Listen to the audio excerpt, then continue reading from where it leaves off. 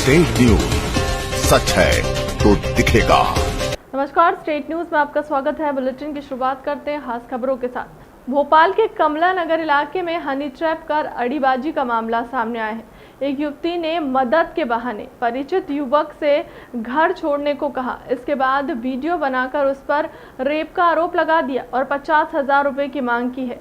इस पूरी घटना को उसने बॉयफ्रेंड के साथ मिलकर अंजाम दिया है। आरोपी ने युवक को धमकी देकर 15,000 रुपए छीन भी लिए। पुलिस ने युवती, उसके बॉयफ्रेंड समेत 3 लोगों पर केस दर्ज किया है। पुलिस ने बॉयफ्रेंड को गिरफ्तार भी कर लिया है, वहीं युवती फरार है। व्यक्ति को पहले अपने घर बुलाया, फिर उसका अश्लील वीडियो बनाकर उसको ब्लैकमेल करा। 50,000 रुपये की अड़ी करी। हाँ, वही ब्लैकमेल करा। हाँ, ये जो मामला सामने आया है, पुलिस ने इस पे कार्रवाई करी है। इस प्रकार के मामले जिसमें एक गैंग के रूप में ये कार्य करते हैं, जिसमें कुछ कैमरों का उपयोग भी किया जाता है या कुछ व्यक्ति इम्पर्सोनेशन करके पुलिस का भी इसमें वो करके जाते हैं। तो ऐसे मामलों को पुलिस गंभीरता से ले रही है, कार्रवाई कर रही है। पूर्व में भी जो आए हैं उसमें पुलिस ने कार्रवाई की।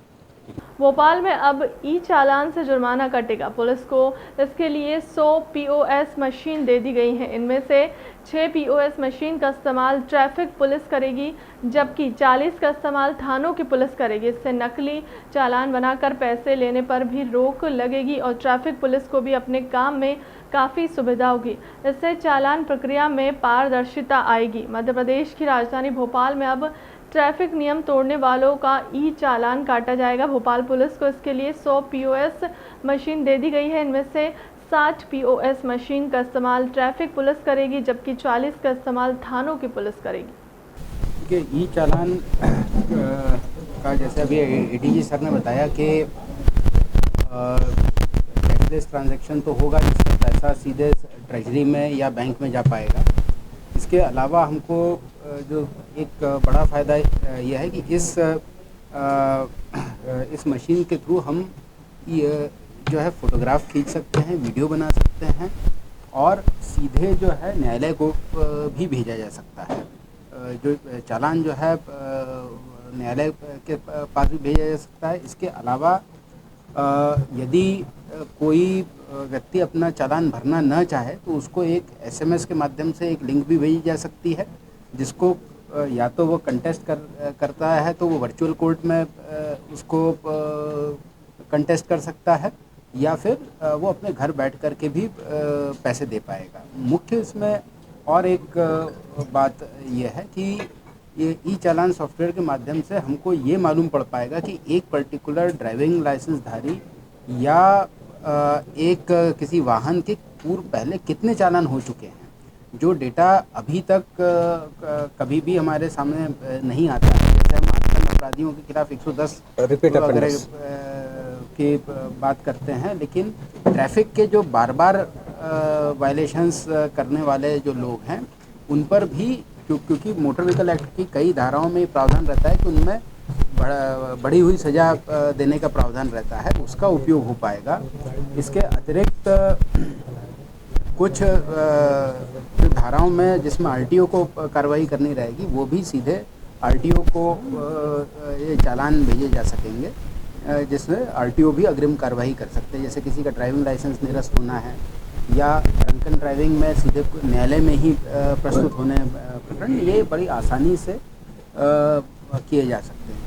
यहाँ पर ये भी बताना, मैं मतलब NIC की टीम ने ये भी एक उल्लेखनीय काम किया है कि ई चालान के सिस्टम को वर्चुअल कोर्ट से जोड़ा जा चुका है और भोपाल में एक वर्चुअल न्यायाधीश भी अपॉइंट हाईकोर्ट के द्वारा किए जा चुके हैं।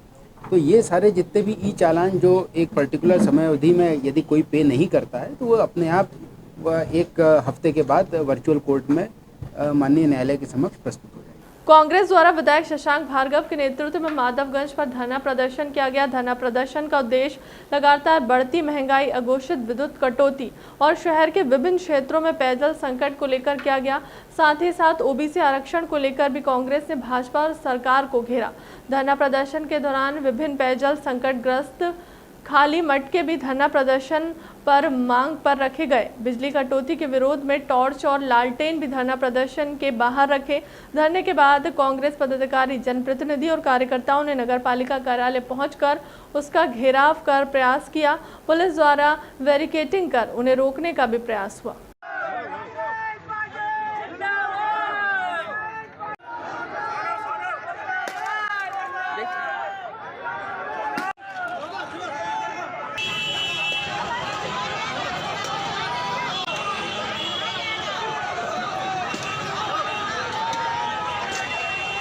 प्रदेश कांग्रेस कमेटी के आह्वान पर आज ब्लॉक कांग्रेस कमेटी विदिशा द्वारा बिजली, पानी, महंगाई, बेरोजगारी, किसानों का भुगतान न होना, किसानों से जबरिया ब्याज वसूल करना, चने की तुलाई में भ्रष्टाचार, ओबीसी पे जो हमारे साथी कुछ दिनों पहले तक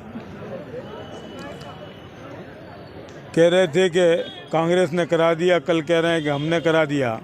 अभी तक तो विधवा विलाप कर रहे थे, 3 दिन पहले पत्रकार वार्ताएं करते और अब कल से छाती पीट रहे हैं। इन सब बातों को लेकर आज कांग्रेस पार्टी ने धरना दिया था।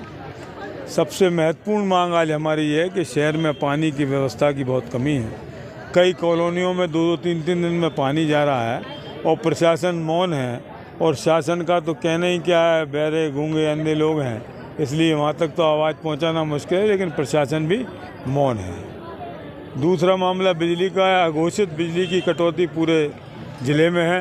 गांव में समय से बिजली नहीं आ रही है, लोग पानी पीने तक के लिए तरसते हैं बिजली के अभाव में। इन सब बातों को लेकर और जो ओबीसी वर्ग के साथ जो भारतीय भाजपा पार्टी का नाम है खाजापा पार्टी, उसने जो उसके कालनेमियों ने जो प्रपंच रच के ओबीसी वर्ग को जो नीचे दिखाया, उसके खिलाफ भी हमारी मांग बुलंद करने के लिए ऐसा नहीं किया। वो विदिशा, जिस विदिशा से देश के बड़े बड़े नेताओं को यहाँ की जनता ने जनप्रतिनिधित्व करने का मौका दिया, उस विदिशा में आज हमारी आम जनता, हमारे वोटर, मतदाता भाई बहन, आम नागरिक पानी की त्राही त्राही, बिजली की त्राही त्राही से त्रस्त हैं।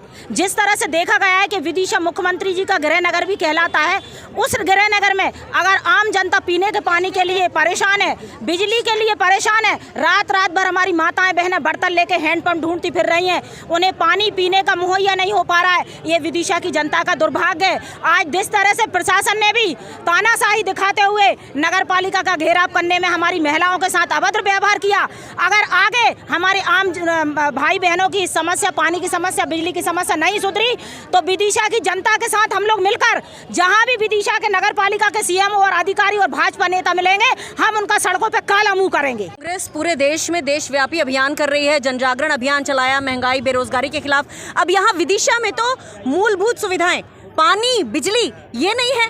क्या हाल कर दिया है लोगों को। उनके बेसिक चीजें, जो उनके हक की चीजें हैं, वो उनको भीख मांग के लेना पड़ेंगी क्या? तो ये बहुत गलत बात है और इसके खिलाफ प्रदेश कांग्रेस कमेटी ने जो कहा और उसके हिसाब से फिर हमारे विधायक जी ने आज ये इसका नेतृत्व किया है। महिलाएं बहुत संख्या में हैं। आपने देखा होगा कि जो महिलाएं ही सबसे ज़्यादा इससे पीड़ित होती हैं। तो ये प्रदर्शन इसलिए किया जा रहा है कि प्रशासन की आंखें खुलें और वो जागे और उसे हम थोड़ी ये लालटेन की रोशनी कम से कम दिखा सकें। ऐसा कुछ नहीं है। हमारा ये था कि कांग्रेस पार्टी का जो धरना प्रदर्शन था पानी और बिजली की समस्या की वजह से, जिनको हमने मेन गेट पर रोकने का था, बट वो लोग अंदर आके ज्ञापन देना चाहते थे, तो उन्होंने अंदर ज्ञापन दिया तहसीलदार महोदय को। ऐसे कोई दिशा निर्देश थे बैरिकेड लगा के लोगों को? नहीं, हमारा प्लान था कि हम पहले उनको रोकने का प्रयास करें, क्योंकि अगर कुछ प्रॉब्लम आए तो हमने रोकने का प्रयास किया था, बट वो लोग अंदर आना चाह रहे थे मेन गेट तक, तो उनको यहाँ आने दिया गया था। प्लान फेल हो गया? नहीं, ऐसा प्लान नहीं था कि उनको रोकना ही है, पर अगर जैसे अंदर आके देना चाहते वो अपना ज्ञापन, तो यहाँ आके लिया तहसीलदार महोदय ने उनसे। पुलिस और प्रदर्शनकारियों के बीच जो झड़प हुई है उसमें झड़प नहीं, बस रोकने हमारा प्रयास था कि रोका जाए उनको, कि कोई यहाँ पर प्रॉब्लम ना हो, बस झड़प कोई ऐसी कोई बात नहीं थी। गुना केंद्रीय नगर विमानन मंत्री ज्योतिरादित्य सिंधिया अपने निर्धारित कार्यक्रम गुना जिले में पहुंचे, जहां सिंधिया के साथ प्रदेश शासन, ऊर्जा मंत्री प्रद्युमन सिंह तोमर, पंचायत मंत्री महेंद्र सिंह सिसोदिया, गुना विधायक गोपीलाल जाटव की मौजूदगी में गुना नगरपालिका द्वारा जज्जी बस स्टैंड पर निर्मित यात्री प्रतीक्षालय का देर रात लोकार्पण करने के साथ शहर के अन्य करोड़ों रुपए की लागत से हो रहे 10 विकास कार्यों का शिलान्यास और भूमि पूजन किया गया। वहीं दोपहर को जिले की बमूरी विधानसभा में केंद्रीय मंत्री सिंधिया द्वारा 140 करोड़ रुपए की विभिन्न सरकारी योजनाओं का लोकार्पण भूमि पूजन किया गया।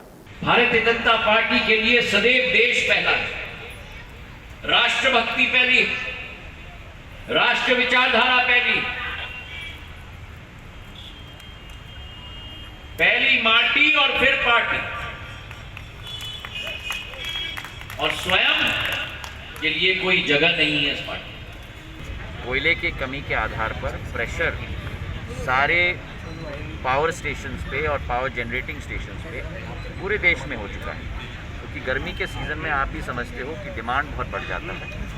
और वर्तमान में जो लड़ाई चल रही है रूस और यूक्रेन के बीच में, उसके आधार पर कोयले सप्लाई पर भी पूरे विश्व में बहुत कठिन समस्या आ चुकी है। तेल के सप्लाई पर, कोयले के सप्लाई पर उसका प्रभाव भी पड़ता है, लेकिन उसके बाद भी यथासंभव और पूर्ण व्यवस्था केंद्र और प्रदेश सरकार दोनों के द्वारा की जा रही है। जितनी भी डिमांड है पूरे देश की, करीब 350 गीगावाट की डिमांड है, उससे ज़्यादा उत्पादन वर्तमान में पावर का हो रहा है। फिलहाल के लिए अब तक की खबरों में इतना ही। देश दुनिया की तमाम बड़ी खबरों के लिए बने रहे हमारे चैनल के साथ। नमस्कार।